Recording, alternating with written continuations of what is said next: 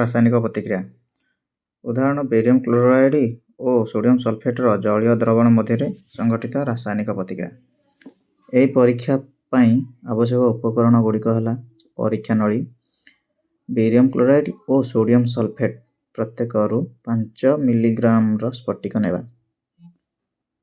ପ୍ରଥମେ ପରୀକ୍ଷା ନଳୀରେ barium chloride ଏବଂ ଦ୍ୱିତୀୟ ପରୀକ୍ଷା ନଳୀରେ ସୋଡ଼ିୟମ୍ ସଲଫେଟ୍ର ଏକ ଜଳୀୟ ଦ୍ରବଣ ପ୍ରସ୍ତୁତ କରିବା।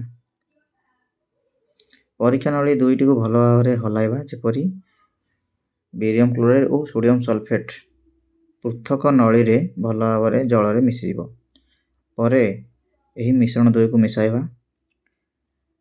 ସୋଡ଼ିୟମ୍ ସଲଫେଟ୍ ଓ ବେରିୟମ୍ କ୍ଲୋରାଇଡ୍ର ଜଳୀୟ ଦ୍ରବଣ ପରସ୍ପର ମଧ୍ୟରେ ପ୍ରତିକ୍ରିୟା କରି ଏକ ଧଳା ଅବକ୍ଷେପ ସୃଷ୍ଟି କରିବ, ଯାହା ଜଳରେ ଅଦ୍ରବ୍ୟ।